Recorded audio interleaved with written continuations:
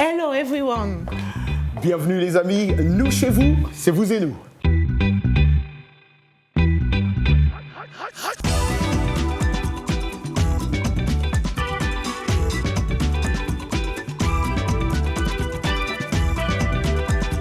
Ravi de vous retrouver pour cette nouvelle édition de Vous et nous. Et au sommaire, nous serons en duplex avec le groupe centrafricain Énigmatique. Dans cette édition de Vous et nous parlerons du premier défilé de mode pour les femmes handicapées au Cameroun.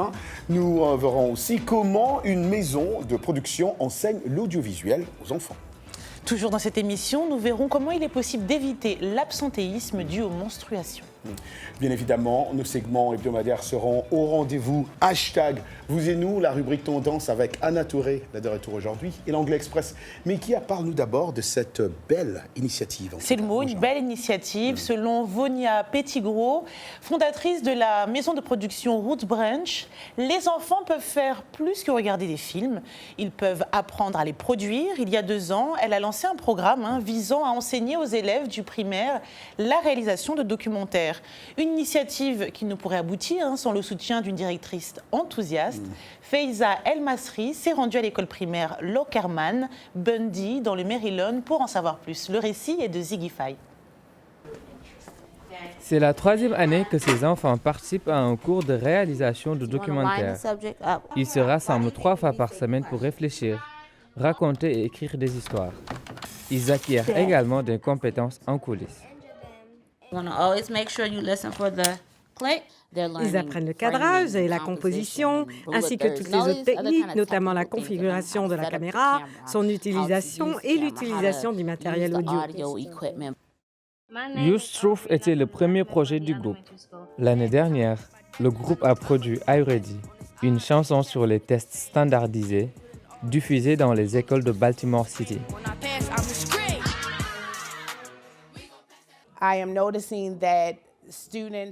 Je remarque que maintenant, les élèves communiquent mieux qu'avant le programme. Ils participent beaucoup plus. Ils se respectent les uns les autres et se regardent lorsqu'ils se lancent dans des discussions. Le projet d'aujourd'hui consiste en une réflexion sur soi et la communication avec ses camarades de classe. Parfois, ils me comprennent mal. Quand je dis stop, ils prennent cela comme une insulte, mais je suis vraiment une personne aimante et gentille. On peut faire beaucoup d'autres choses. Il suffit d'essayer. Cela me donne surtout confiance. Confiance, travail d'équipe et créativité, des compétences qui aideront ces enfants à devenir des cinéastes, des réalisateurs et pourquoi pas des journalistes présentateurs. La question que beaucoup des jeunes m'ont posée aussi et qui, à moi-même, j'ai fait ça, j'ai enseigné aux lycéens comment réaliser des mini-films. Donc ça me rappelle un peu ce que je faisais. Ben oui, et la question qui me posait toujours, c'était est-il nécessaire d'effectuer des études de cinéma pour devenir réalisateur, scénariste ou producteur? Mais en tout cas, j'ai une réponse pour ceux-là qui sont en train de nous suivre aujourd'hui. Pas forcément. Je suis beaucoup d'accord avec toi. Ouais, ceux qui ont réussi, comme tu le sais, ont réussi, n'ont jamais eu des cours. Il existe aussi des sites internet où vous pouvez aller apprendre. Ensuite, il y a aussi la lecture de quelques livres et surtout la pratique. Exactement. N'est-ce pas, qui peuvent vous permettre d'apprendre énormément. Alors, vous poserez la question de savoir pourquoi Vonia Pettigrew donne cette formation aux élèves. Pour des multiples raisons. Selon les formations que vous choisirez, vous disposerez de moyens bien plus importants que si vous étiez tout seul dans votre petit coin. Vous rencontrez aussi d'autres personnes passionnées par le cinéma qui pourront avoir des compétences complémentaires aux vôtres. Vous aurez l'opportunité de suivre des cours au séminaire de professionnels du métier. Vous pourrez plus facilement prouver vos compétences en ayant suivi une formation.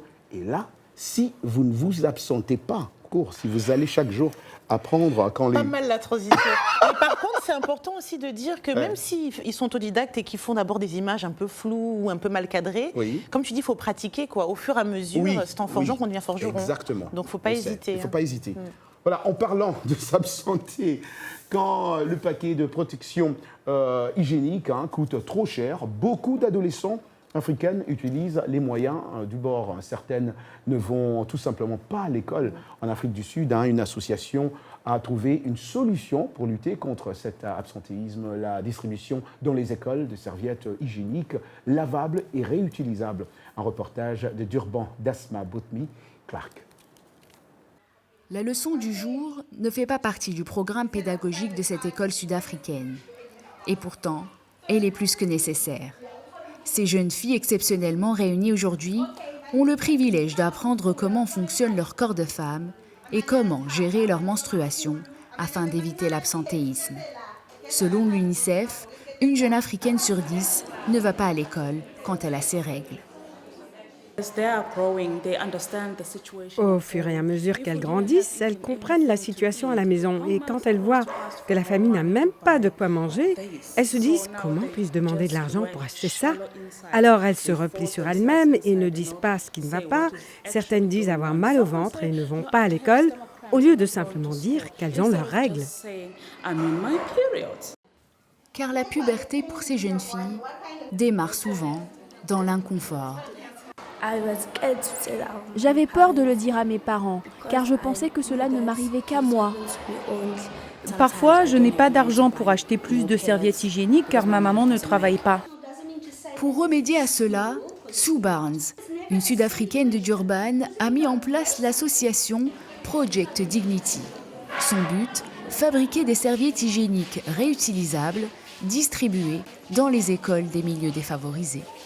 Pouvoir leur offrir ce programme éducatif est super et en plus, on leur donne un produit sanitaire formidable. Nous sommes heureux de les aider à continuer leurs études avec dignité. Depuis 2010, l'association Project Dignity a distribué plus de 150 000 packs de serviettes hygiéniques lavables et réutilisables, luttant ainsi contre le décrochage scolaire. Excellent reportage d'Asma Boutmy-Clark qui met en lumière le travail de Project Dignity. Rappelons encore ce chiffre, une jeune femme africaine sur 10 ne va pas à l'école quand elle a ses règles. Sur plusieurs continents, les règles sont pour les jeunes filles l'un des premiers facteurs de déscolarisation avec le mariage forcé, toujours d'après l'UNICEF. C'est le cas au Népal aussi, mais aussi en Inde et dans plusieurs pays d'Afrique. L'Afrique du Sud, on vient de voir.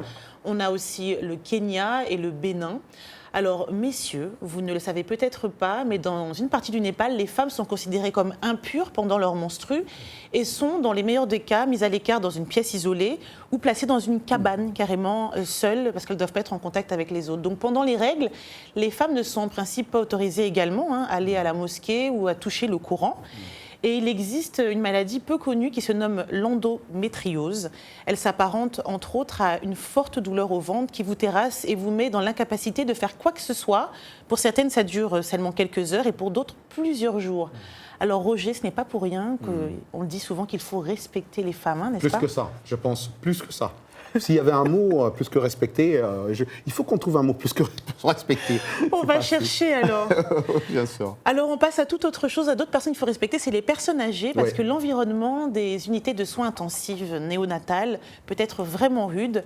Le personnel prend en charge les nourrissons malades ou des prématurés. De nombreux parents épuisés et leurs proches ne peuvent pas accompagner leur nouveau-né 24 heures sur 24. Aussi, dans l'hôpital de Long Beach, en Californie, des volontaires qualifiés viennent à l'aide. Connus sous le nom de câlineurs Niku, ils donnent au bébé le contact humain si vital pour chacun d'eux. Pour VOA, Angelina Bagdasarian a visité l'hôpital et le récit est de Ziggy Faye. Good morning, baby. Bébé Reginald est enfin prêt à rentrer chez lui. Né 1 mois avant terme, il a été retenu des semaines dans l'unité de soins intensifs néonataux. Caroline Kijano, une bénévole de l'hôpital, a passé beaucoup de temps à le bercer, doucement, lorsque sa mère était absente. Lui, je l'aime particulièrement parce que vous savez, ils sont si gentils. Certains sont dans le besoin, mais ils sont tous merveilleux. Et je suis très reconnaissante aux parents de m'avoir laissé tenir leur bébé et de les bercer pendant des heures. Des volontaires comme Kijano sont des câlineurs professionnels pour prématurés, ici au Miller's Children's Hospital de Long Beach. L'hôpital sélectionne avec soin ses volontaires dont le travail est d'assurer aux nouveau-nés un contact humain en l'absence de leurs proches. Les câlineurs ont probablement entre 21 et 82 ans. Certains sont retraités, d'autres des étudiants. Nous avons des hommes, des femmes ayant des centres d'intérêt diversifiés, mais le principal intérêt qui les relie tous, c'est qu'ils veulent aider les nourrissons. Ils aiment vraiment les bébés et c'est pourquoi ils viennent. Chaque séance de câlins dure environ 45 minutes, puis une courte pause et les câlins reprennent encore de plus belle. Ce programme, créé il y a 13 ans, aide les volontaires à se sentir utiles. Ça aide aussi à l'épanouissement des bébés. Au final, les parents sont rassurés de savoir que leurs enfants reçoivent des câlins thérapeutiques. Je ne savais pas qu'ils avaient proposé le programme pour les câlins. Alors, quand je suis arrivée un jour et que je l'ai vu en train de se faire câliner, ça m'a mis beaucoup à l'aise parce que je sais que quelqu'un le tient quand je ne suis pas là. D'autres hôpitaux du pays ont mis en place des programmes similaires pour aider les nouveau-nés à se rétablir et à rentrer dans leur famille le plus rapidement possible. Les câlineurs, hein. Moi, je me vois bien faire ça. J'en étais sûre que j'allais dire ça. Ouais, je me vois bien faire ça parce que j'adore les enfants. Les enfants m'adorent. Enfin, j'espère. De toute façon, les bébés ne mentent pas. Donc, si tu le tiens et qu'il n'est pas content, il va le dire. Effectivement. Et ces femmes et ces hommes, hein, on vient d'entendre. Ça va de très jeunes aux personnes âgées. 21 à 81 ans, mais c'est une très, très, très bonne chose. Mais c'est bien de pouvoir donner de son temps comme ça. Ben oui, donner son temps. Les enfants sentent l'amour des parents. Voilà. D'autres parents aussi, eux qui font ça, ils doivent savoir comment créer des activités aussi, hein, parce que ça sont expérimentés. Parce que quand vous faites ça, vous saurez comment trouver des activités pour distraire les enfants. Hein. Parce qu'un enfant qui pleure, il faut savoir exactement quoi faire pour que cet enfant l'arrête de pleurer. Après, il y en a qui arrivent au feeling. Hein. Il y a peut-être des jeunes qui le font et qui n'ont pas forcément d'enfants, mais qui aiment vraiment, comme ils disent, les nourrissons. Quoi. Ouais.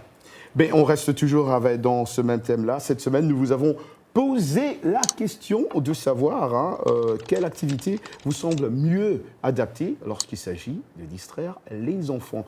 Vous êtes nombreux, comme chaque semaine à répondre à cette question. Jean Cold, Adonis, Siswaka Mbujimaï RDC, le programme idéal serait, et lui il est très fort dans ça, il dit lundi, musique, mardi, dessin ou audiovisuel, mercredi, foot, jeudi, danse, vendredi, tennis, samedi, handball et dimanche, jeu de réflexion et dictée. Ah, ça rigole pas. C'est fini, l'enfant là c'est 7 days a week. On a Nabi Diakité à Abidjan, en Côte d'Ivoire. Elle dit qu'il faut leur apprendre leur religion et leur culture qui sont des valeurs primordiales en Afrique. Benoît, Kinshasa, RDC, les loisirs varient d'un milieu à un autre. Hein, mais pour nous, à Kinshasa, les enfants aiment le théâtre, la lecture, jouer à la plage et les séries télé. Eh ben, on a des avis bien diversifiés. Je pense que les enfants ne vont pas s'ennuyer. Ah non, ça, les enfants, ça y est. C'est déjà le moment de prendre une courte pause. Vous et nous revient dans quelques minutes avec d'autres reportages, nos invités, le groupe centrafricain Énigmatique, sans oublier nos rubriques. À tout de suite.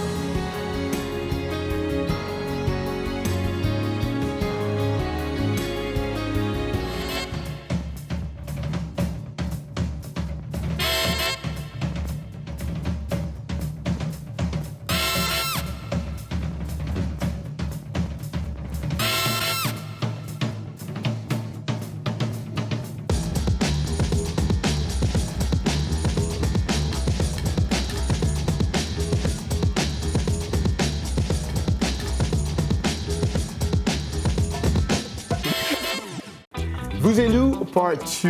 Voilà, vous avez compris. English Time. Je voulais prendre l'accent anglais, vous avez compris. Comme chaque semaine, Michel nous revient avec une leçon d'anglais. C'est Anglais Express. Anglais Express, c'est maintenant. Bienvenue à l'Anglais Express. Quand les personnes dans une conversation sont d'accord ou partagent les mêmes expériences, on entend ces expressions courantes. And so do I au présent, et moi aussi, et moi de même. And so have I, c'est le verbe avoir au présent. And so am I, c'est le verbe être au présent. And so was I, c'est le verbe être au passé. Pour ces exemples, nous allons rester dans le présent. La formule reste la même au passé. Imaginez tout simplement que quelqu'un vous parle d'une expérience et vous êtes d'accord ou vous avez une expérience similaire. Donc, la personne dit « I walk to work » et vous allez dire « And so do I » Je marche pour aller au travail. Moi aussi. « I have a reliable car » And so have I. J'ai une voiture fiable, dit la personne, et vous répondez, et moi aussi, and so do I. I'm an English teacher, and so am I. Je suis prof d'anglais, et moi aussi. Dans ce contexte où il y a un commentaire de quelqu'un, le verbe et le sujet sont inversés dans votre réponse, comme dans le cas d'une interrogation. Ça complique un peu les choses. Donc, je répète, vous allez dire « And so do I » et moi aussi. On ne dira pas « And so I do »,« And so I have » ou bien « And so I am ». Vous n'allez pas dire ça. « And so do I »,« And so have I ». Et voilà pour l'Anglais Express. Merci Michel. Vous pouvez retrouver toutes nos leçons sur notre site voafrique.com, rubrique « Vous et nous ». Yep. Place à présent notre segment actualité. Après le Rwanda, la fondation Mo Ibrahim a posé ses valises à Abidjan pour une grande conférence pour parler bonne gouvernance et leadership. Le dimanche 7 avril, les sessions de travail se sont terminées par un concert géant. C'était au Palais de la Culture de Treichville, commune d'Abidjan, Côte d'Ivoire. Il y avait des artistes locaux tels Serge Beno ou encore Safarel, mais aussi le Sénégalais Youssou N'Dour et le Congolais Fally Ipupa pour clôturer la soirée. Si vous êtes curieux, n'hésitez pas à regarder le site et les réseaux sociaux de la Fondation Mo Ibrahim. Ah, moi, je le ferai vraiment après cette émission. Je n'avais pas vu ça, je peux aller. On reste toujours en Côte d'Ivoire. La restitution des œuvres d'art africaines exposées dans les musées européens passe par l'affichage des pays d'origine, a estimé jeudi à Abidjan un haut responsable ivoirien mettant en garde contre une impréparation pouvant aboutir à la destruction des objets. Le président ivoirien du Conseil économique, social, environnemental et culturel, CESEC, Charles Kofi Dibi, pense qu'il faut pouvoir ramener les objets d'art en créant le même environnement dans lequel ces objets sont en Europe. S'ils arrivent dans l'impréparation, le climat va les détruire. Le CESEC, une institution qui conseille le gouvernement, avait demandé en septembre 2018 l'affichage de la mention Côte d'Ivoire sur les objets d'art concernés exposés dans les musées européens. Un projet destiné à la sauvegarde du patrimoine culturel. La Côte d'Ivoire aussi a demandé en novembre 2018 à la France la restitution de 148 œuvres d'art. Ils ont raison. J'espère qu'elles vont en venir. Ouais, c'est bien. Espérons-le en tout cas. Place à présent à la rubrique Tendance avec Anna Touré.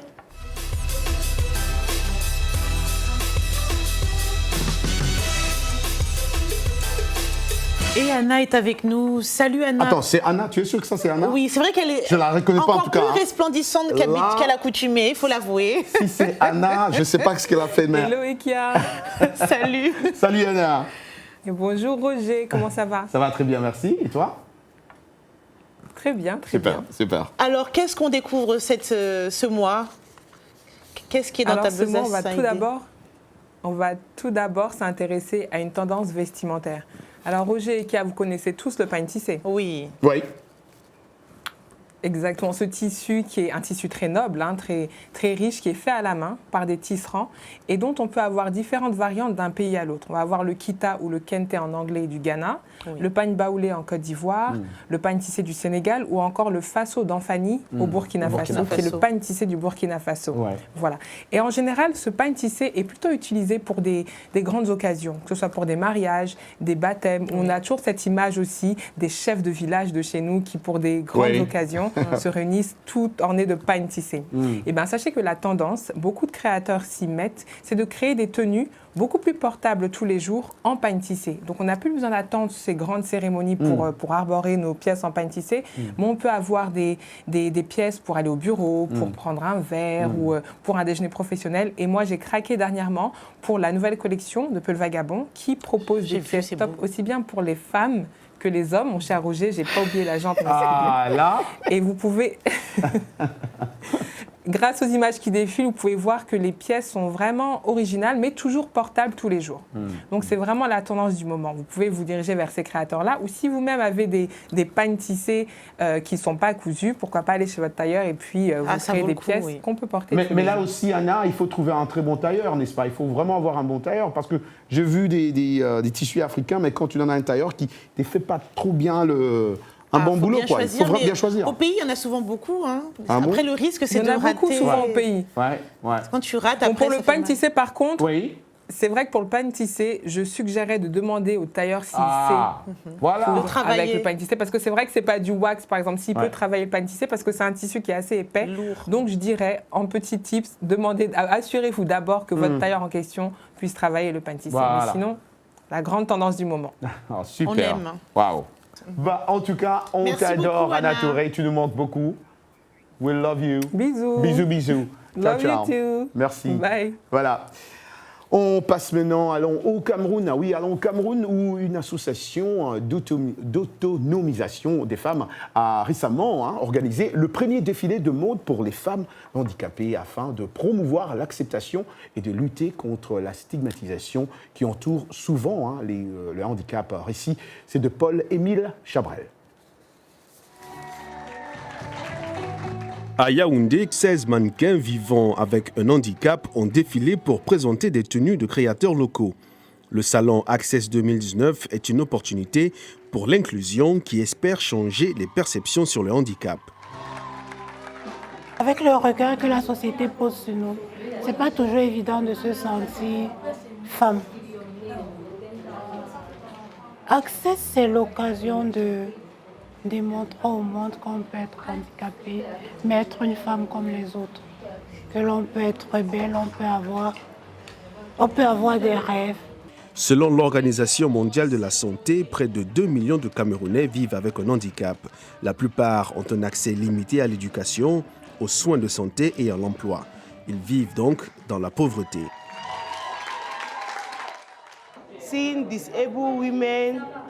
On voit des femmes handicapées nous parler de leur combat.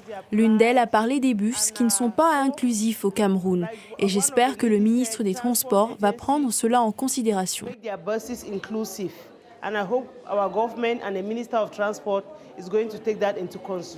Les organisatrices de Sister Speak, la société responsable de cette initiative, espèrent à l'avenir faire de ce spectacle un événement annuel afin d'amener une nouvelle génération de Camerounais handicapés à se sentir acceptés et confiants. Bravo pour cette initiative, on ne le dira jamais trop. On peut être handicapé, se sentir comme les autres. Nous sommes tous uniques finalement et personne ne choisit de n'être handicapé. Donc faisons chacun l'effort de ne pas juger ou critiquer ceux qui ont une particularité à laquelle nous ne sommes pas habitués. C'est mon stylo qui te l'écrit et laisse mon cœur te le dire. Autre chose, on va partir à Paris avec le groupe énigmatique qui est en duplex. Bonsoir Desarus, bonsoir Kelly Solo. Bonsoir Desarus, bonsoir Kelly Solo. Comment vous allez? J'aime beaucoup ça va, merci. J'aime beaucoup le chapeau là, c'est Kelly Solo. Lui c'est Desarus. J'adore, c'est trop cool. Alors vous faites quand même la fierté de la République centrafricaine. On voit beaucoup de commentaires de centrafricains qui disent on est fiers de vous, oh là là, notre langue est si belle. Et dans vos chansons, vous mettez un point d'honneur à chanter dans les 2 langues nationales du pays, à savoir le sango et le français. Pourquoi ce choix ? En fait, parce qu'en fait, on a une biculturalité. Vous savez, la plupart des membres du groupe, nous sommes nés et grandis en France, mais on n'oublie pas la Centrafrique qui est là où viennent nos parents. Nos parents et notre langue maternelle aussi, parce qu'on nous le parle assez fréquemment à la maison. Et voilà, il fallait faire un mix des deux, parce que ça fait vraiment partie de notre identité. Donc voilà. Ma question, c'est de savoir, vous savez tous que la RCA a traversé des moments difficiles. Comment vous, jeunes artistes, voyez-vous l'avenir de votre pays, surtout dans votre domaine musical ou artistique? On essaie d'insuffler un souffle nouveau. Amener une fraîcheur, amener un plus avec notre biculturalité, le fait qu'on a des influences, on va dire, occidentales, musicales occidentales, le rap, le hip-hop, le jazz, tout ça. Et puis après, le saupoudrer à la sauce africaine, c'est-à-dire avec une touche de rumba. Et c'est mon rôle en tant que guitariste soliste d'apporter cette chose-là et puis créer une fusion. Et faire comprendre qu'aussi, on a quand même un regard sur la Centrafrique, sur l'Afrique. Et à travers la musique, ce que vous écoutez, que ce soit Yessombié, que ce soit notre histoire, c'est le mixage des deux cultures, on va dire. Voilà. Wow. Et on apporte, nous, notre contribution à travers la musique. Bien sûr. Merci beaucoup. On va justement écouter notre histoire pour se quitter. Merci beaucoup. Merci beaucoup. Merci à vous.